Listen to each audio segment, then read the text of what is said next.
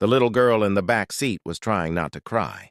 She pressed both hands over her mouth the way her father had taught her whenever things got scary. Not because he wanted silence, but because he believed if you could control your breathing, you could survive almost anything. Outside the car window, red and blue lights painted the dark highway in flashes. Inside, Daniel Reeves gripped the steering wheel so tightly his knuckles turned white. He already knew he couldn't afford whatever ticket the police officer was about to hand him. Not this week. Not after the rent. Not after Emma's asthma medication. Not after spending half the night at the emergency clinic because his 6-year-old daughter couldn't breathe properly again. "Daddy," Emma whispered from the back seat. "Are we in trouble?" Daniel swallowed hard before turning toward her with a tired smile that barely held together.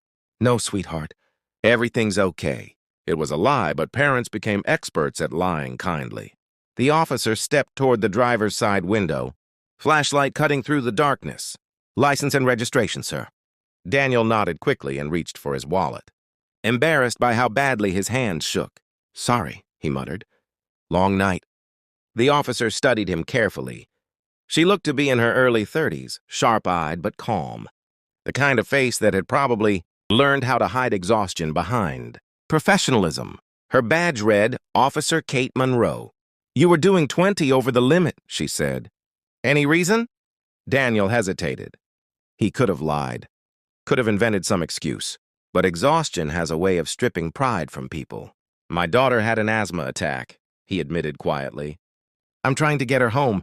She finally fell asleep in the ER waiting room around 3 in the morning. I wasn't paying attention." Officer Monroe's expression softened for half a second before professionalism returned. "Step out of the vehicle for me, please." Daniel's stomach dropped. Of course, this was how bad nights became worse ones. He climbed out slowly, closing the door gently so he wouldn't wake Emma. The cold air hit him immediately. Officer Monroe walked him toward the back of the car while another patrol vehicle slowed nearby before continuing on. "You seem exhausted," she said. "I am. When's the last time you slept?" Daniel laughed once, humorless. "Honestly, I don't remember." She glanced back toward the little girl in the rear seat. "Her mother at home waiting?" The question hit harder than expected. Daniel looked down at the pavement. "No, ma'am. It's just us." Something changed in her eyes then. Not pity, recognition. Like she suddenly understood a language he hadn't spoken out loud. "You're raising her alone?" He nodded. "My wife passed away 2 years ago."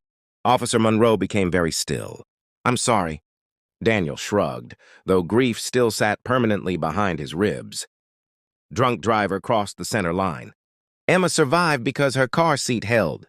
The silence that followed felt heavy and human. Finally, Officer Monroe exhaled slowly. "And now you're doing this by yourself?" "Trying to." "You work?" "Warehouse during the day. Food delivery at night when I can find a babysitter." "And tonight?" "She stopped breathing while I was working." His voice cracked slightly. "Neighbor called me. I drove straight to the hospital." Officer Monroe looked at him for a long moment before glancing toward Emma again. The little girl was awake now, watching nervously through the glass. Kate Monroe walked to the passenger's side and crouched beside the window. "What's your name?" she asked gently. "Emma. You know your daddy was speeding?" Emma nodded sadly. "He was scared." The officer smiled faintly. "Yeah, I think he was." Emma studied her carefully. Before asking the question, children always ask when adults wear uniforms. "Are you gonna arrest him?" Kate actually laughed softly. "No, sweetheart. I don't think so." Daniel felt emotion rise unexpectedly into his throat. Not because of the ticket. Because it had been a long time since someone spoke kindly to them. People were usually impatient with struggling parents, employers, landlords, customers, even strangers at grocery stores when Emma cried too loudly. The world respected survival stories only after they were over. While you were living them, most people just wanted you not to inconvenience them. Officer Monroe returned to him with ticket book in hand. Daniel braced himself. "I should write this," she admitted. "By the book, I definitely should." "I understand." She clicked her pen absent-mindedly. Then she looked at him again. Really looked at him. The worn boots, the exhaustion in his eyes. the hospital wristband still hanging loose from Emma's tiny arm. And suddenly she smiled. "You know," she said softly, "if you weren't married, I'd probably add my number to this ticket." Daniel blinked. "What?" The corner of her mouth lifted. "I said if you weren't married." Then she paused deliberately. "And yes, widowed still counts." For the first time in almost 2 years, Daniel laughed. A real laugh. Short, surprised, human. It startled him how unfamiliar it felt. Officer Monroe tore the paper from her pad and handed it over. Daniel looked down. Warning notice. No fine. No court date. Just a warning. His eyes widened. "Officer, Drive slower," she interrupted firmly. "Your little girl needs you alive more than—" "She needs you home 5 minutes. Earlier." Emotion hit him so hard he couldn't speak immediately. "Thank you." She nodded once, but before returning to her patrol car, she stopped. "Wait here a second." Daniel frowned as she walked back to her vehicle. A minute later, she returned holding a brown paper bag. "What's this?" "There's a 24-hour diner 2 exits down," she said. "Best pancakes in the county." "I can't take your money." "It's not money," she corrected. "It's breakfast." Daniel stared at the bag, overwhelmed. "You don't even know us." Officer Monroe looked toward Emma again. "Sometimes people don't need someone to know them. Sometimes they just need someone to see them." The words landed deep, deeper than she probably realized, because the hardest part of grief hadn't been losing his wife. It had been becoming invisible afterward. People stopped asking how he was, stopped inviting him places, stopped expecting him to survive as a whole person. He was just the tired single dad now, the struggling widower, the man barely keeping things together. But standing on that roadside under flashing lights, a stranger had seen more than failure in him. She saw effort. She saw love. And somehow that mattered. "Thank you," he whispered again. Officer Monroe tipped her head toward Emma. "You'd better get that kid some pancakes." As Daniel climbed back into the car, Emma leaned forward immediately. "Are you going to jail?" He smiled for real this time. "Nope." "What did the police lady say?" Daniel looked out the windshield toward the patrol car. "She told me to slow down." Emma nodded thoughtfully. "She seems nice." "Yeah," he said quietly. "She really does."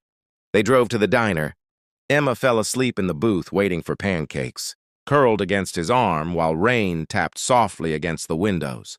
Daniel watched exhausted truckers drink coffee nearby. Waitresses moving through the quiet hum of early morning. Ordinary people surviving ordinary battles. For the first time in months, the weight on his chest eased slightly. Not because his problems disappeared. The bills were still waiting. Work still started in 4 hours. Grief still lived inside him. But kindness has a strange power. Sometimes a single moment of compassion can keep a drowning person afloat longer than they thought possible. As he carried Emma back to the car afterward, he noticed something tucked beneath the paper bag from Officer Monroe. A receipt, and on the back, written neatly in blue ink, "You're doing better than you think you are." No phone number, no flirting. Just that sentence. Daniel sat in the driver's seat staring at those words while dawn slowly painted the horizon gold. Then, unexpectedly, he cried. Not the broken kind of crying, the healing kind. The kind that comes when someone finally reminds you that you haven't failed just because life became heavy. In the back seat, Emma stirred awake. "Daddy?" "Yes, sweetheart." "Why are you smiling?" Daniel looked at his daughter, then at the sunrise ahead of them. Because after years of surviving in darkness, one small act of kindness had finally let a little light back in. "Nothing," he whispered gently. "I just remembered there are still good people in the world."